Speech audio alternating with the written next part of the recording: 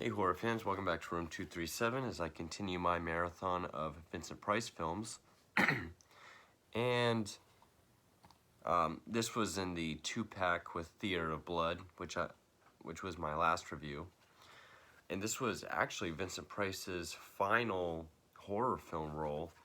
That is From a Whisper to a Scream. Or when it was originally released in theaters, maybe theaters, but definitely on VHS. It was called The Offspring. It's from 1987, 3 years before Edward Scissorhands, which was his last role to be released in his lifetime anyway. And the thing about this is, it's not really a Vincent Price film. I mean, it is, but it isn't. But it's because it's actually a horror anthology with 4 short stories, and he's the storyteller in the wraparound. Which, perfect time to do an anthology because I've done a collection video, check that out. Saving that marathon for the month of October for Halloween. But, you know, Vincent Price fits in this marathon too. But also because my Creepshow shirt finally came in, which is my 6th or 7th favorite film of all time. My favorite horror anthology. Like, this is the standard all anthologies should be measured by. Love Creepshow. It was directed by Jeff Burr. This was his first film. And he would go on to direct Chainsaw Massacre 3, Puppet Master 4 and 5, Pumpkinhead 2, I think. Or Pumpkinhead 2, Stepfather 2. And then just a slew of really dumb, almost Sci-Fi Channel horror movies. And apart from Price, we have, you know, Clu Gulager, great horror character actor from the 80s. Well, he acted before then too, but Terry Kaiser from Friday the 13th Part 7, but also Bernie from Weekend at Bernie's. Lawrence Tierney has one short scene. People know him from Reservoir Dogs and Silver Bullet. Cost estimated $1.1 million to make. It grossed $1.3 million. It got mixed reviews. Actually, Vincent Price would go on to say that he wasn't a fan of the film. I guess his agent, in his words, to the effect of his agent misrepresented it, and he wasn't happy with it. But even so, is Vincent Price, as old as he was, that far into his career, he still gives a performance. He's still Vincent Price. He's still got that class, that touch of sinister, but you can't help but like him. Great horror host, telling these stories. And the whole premise is, it opens up with this woman who's, I guess, a serial killer. She's being executed via electric chair. And there's this one reporter who,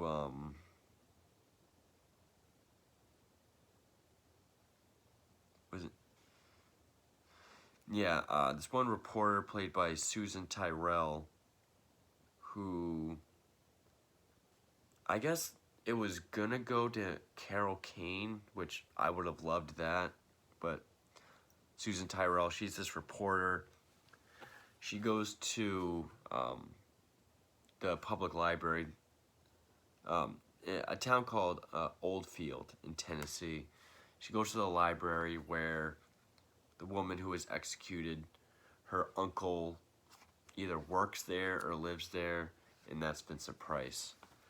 And he pretty much says how, you know, it's not that she's an evil person, she's a product of Oldfield, and pretty much how Oldfield is a breeding ground for, aberrant behavior and violence, and that's where these four stories come from. There's four. They go backwards in time. Like the first one is present day, 86, even though this came out in 87. Then the 50s, then the 30s, then the Civil War. And I'm a huge fan of anthologies. I don't know if it would count as a genre, but if you saw my collection video, I have over 30. I love anthologies. This one, it has its moments. There's one that I really liked, except for the ending. One that I didn't really care for the story, but liked the ending. And then two that are just there. And oddly enough, the one that I liked the most is the first story, which not always, but in most cases, the weakest usually be put first. Like in Creepshow, the weakest story is Father's Day, and that's the first one. Usually they get better. Like I probably would have opened it with the last story, but the first segment follows this guy Stanley Burnside, played by Clu Gulager, who this was a great performance by him. He played the dad in Elm Street 2. He played Bert, the boss in Return of the Living Dead. In this, he's got like his white hair. Almost looks like he put peroxide in it, because it's like that pale white blonde. It's like slicked back. He's got these big glasses that magnify his eyes. Anyone who studies serial killers like I have, he's basically Robert Hansen. He works at this sort of grocery warehouse, who is infatuated with his boss. And, it opens up with him having these nightmares, these sexual nightmares about her. We get that he's twisted. Looks like a stereotypical Robert Hansen awkward serial killer. He lives with his sister, who at one point she had like a pneumatic fever, but I'm guessing she's not all there. He takes care of her, like he gives her ice baths for her fever, and kind of get the idea that she's in love with him. But, the boss, who's not very nice to him, agrees to a date. She goes on the date, but refuses his advances, and then he kills her. And then from then on, he gets more, like he starts smoking cigarettes, drinking, he becomes more detached. Has sex with her dead body at the funeral home. And that's when we get the ending where 9 months later, the Offspring, which is I think why this film was called The Offspring when it was originally released, which is this not super great animatronic, I'm guessing, like zombie fucked up baby, like daddy, and it fucks up his house. He does kill his sister. She even puts makeup on to look pretty for him, but it looks like the way a young girl would apply her mom's makeup. I want to see who did the effects.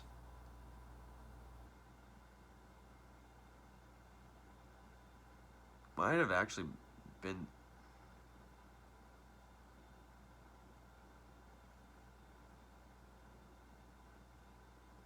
wanted to get the guy's name, but I don't know if it's...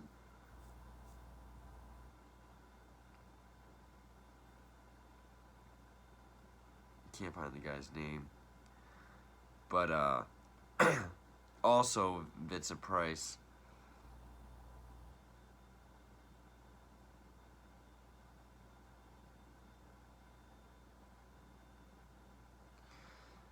I guess director Jeff Burr went on to say, Price was a class act. He was gracious, accommodating, glad to do it.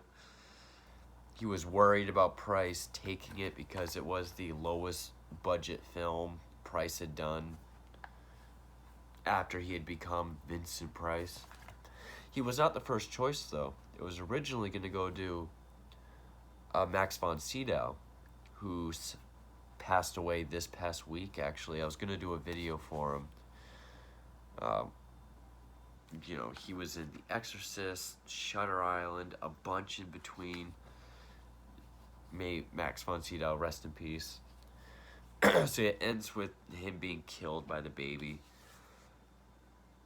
I mean, I like that scene the most. That segment the most, because the way Vincent Price talks to the reporter about how Oldfield is just the epicenter of violence and killers. I thought it was going to be a story like that. I thought that was going to set the tone. We were going to get these weird, sort of different serial killers in a way. But then the ending to that kind of set the tone. Because it's really, I guess it's more just bad things happening to people, not necessarily people committing violent acts. So instead of getting something like that, we just get these Tales from the Dark Side type stories. Because the second one is in the 50s and it's Terry Kaiser. Again, Friday 13th Part 7, Bernie from Weekend at Bernie's. He's sort of like this petty criminal who ripped off the mob. He's on the run from them. He's wounded, but he's taken in. It's Tennessee, but it looks like the Bayou. He's taken in by this guy. Get the actor's name here. Actually can't even... Oh. Felder Evans, played by Harry Caesar. And through being healed, he finds out that this guy is 200-something years old. He does some sort of voodoo ritual on himself that I guess he can live forever. And he keeps trying to figure out the secret. He wants him to tell him the secret. I do like the ending to this one, because the ending to this is one of those great comeuppance stories.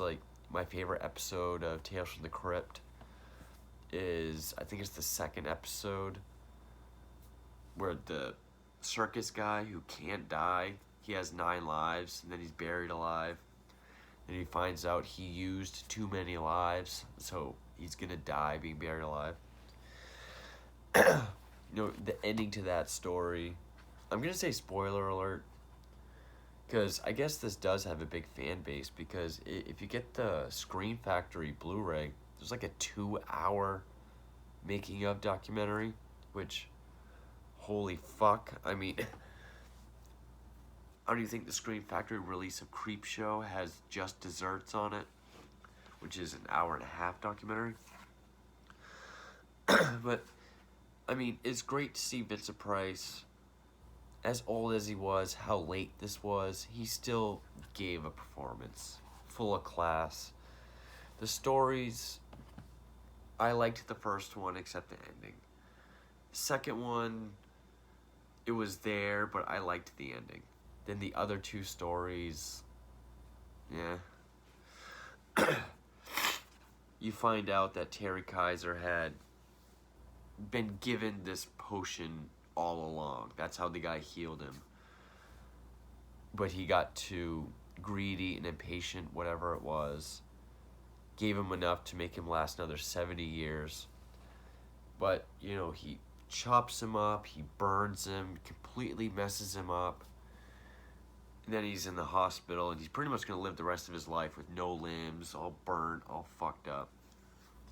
I liked that ending.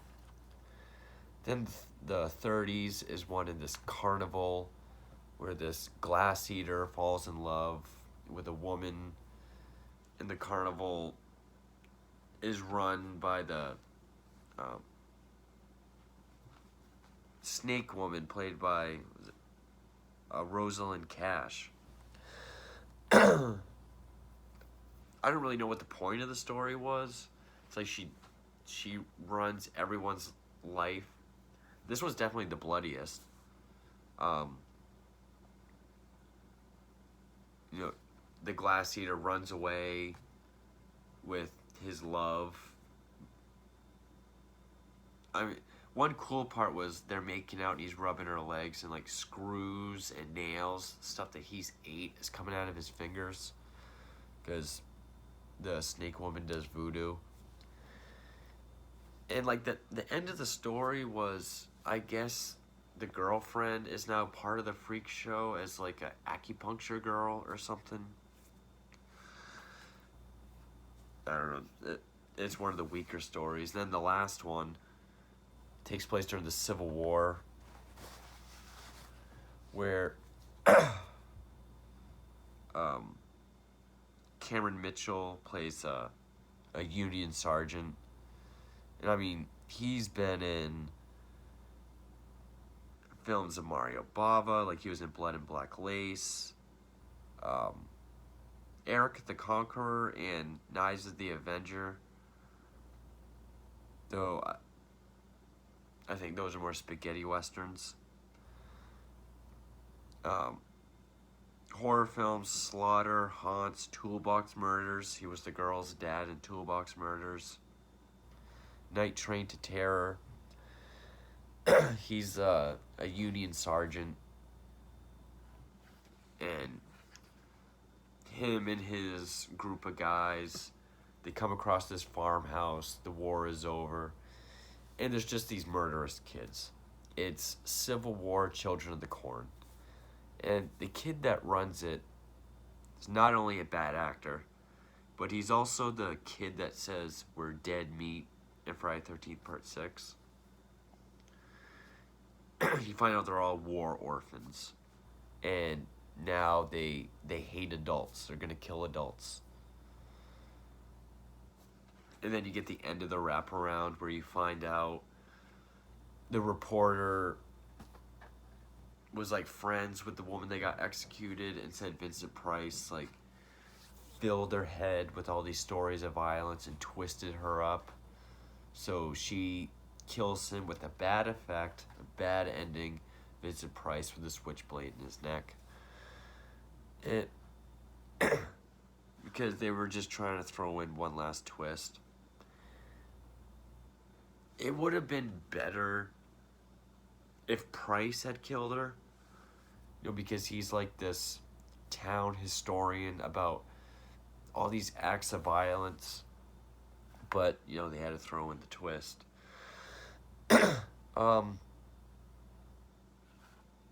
It was great to see Vincent Price. Great to, again, how old he was. He still gave a shit.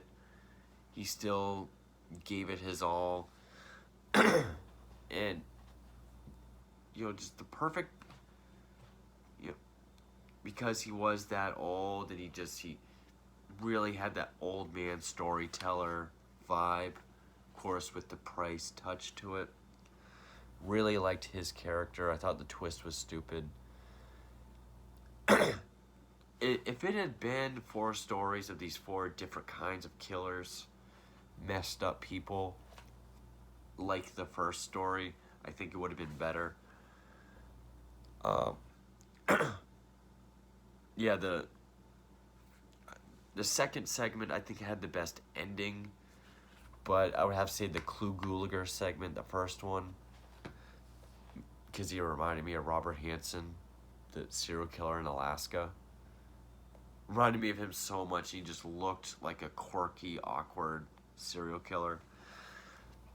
I thought the ending was stupid. It's not the worst anthology by far. It has its moments. I mean, you still get 4 short stories for the price of 1. I mean, that's why I like anthologies. You get different stories. Some of the stories did go on longer than they needed to. Other ones, it felt like they didn't really complete an idea, like the carnival one. Um, I didn't dislike it enough to call it a rant, but yeah, it's definitely not creep show. But other than that, there's not really much to say about it. Of course, the best part was Vincent Price, as with any film he's in. And yeah, this was his last actual horror movie role. So, and it ended with him getting a switchblade in the neck. So there's that. But Vincent Price's last horror film role, From a Whisper to a Scream, 1987. Thank you for watching.